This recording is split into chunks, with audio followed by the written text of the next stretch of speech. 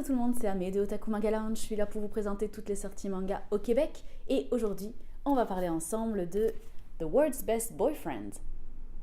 Alors The World's Best Boyfriend, un nouveau shoujo tout mignon, tout beau, avec des sentiments pleins de douceur et d'émotion.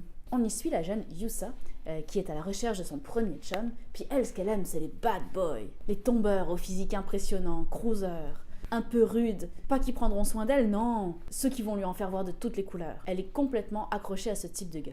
Et justement, Nishizaki, le meilleur joueur de l'équipe de basket de l'école, correspond tout à fait à cette description, puis en plus il est beau comme un dieu. Donc ça fait des mois et des mois que Yusa le vénère, elle est complètement fan de lui. Elle ne parle que de lui à sa meilleure amie, Nanami, jusqu'au jour où elle va découvrir que le beau Nishizaki est en fait attiré non pas par elle, mais par son amie Nanami. Et qu'en plus, Nanami ne lui a jamais avoué, mais ses sentiments sont pas mal réciproques. Elle aussi est attirée par Nishizaki, sans l'avoir jamais avoué à Yusa. Comme l'amitié des deux filles est vraiment très forte envers et contre tout, Nanami a refusé de laisser percevoir son amour pour Nishizaki de peur de blesser notre héroïne. Yusa va alors comprendre que son amitié avec Nanami est beaucoup plus forte et plus importante que l'attirance qu'elle ressent pour le beau garçon, et pour laisser la place à Nanami d'exprimer son amour à Nishizaki, elle va leur faire croire qu'elle s'est trouvé un chum tout simplement. Et ce chum, c'est Haruta.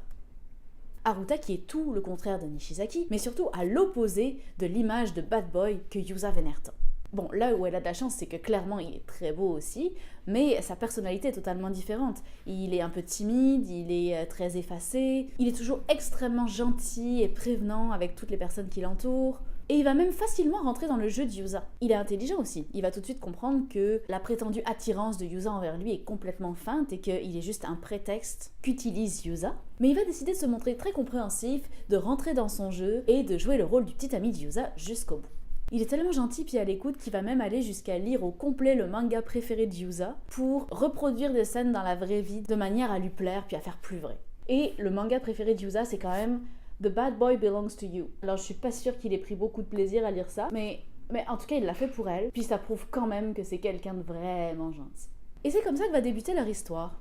Yusa va rapidement se rendre compte que finalement être avec un garçon aussi gentil que Haruta, ça a pas mal d'avantages versus être avec un bad boy, même si ça a l'air moins prestigieux, et elle va donc rapidement s'attacher à lui. L'inverse va être vrai aussi d'ailleurs.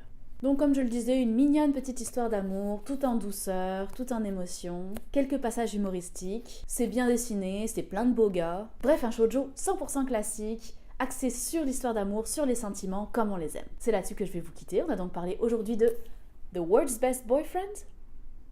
Sur ce, à bientôt!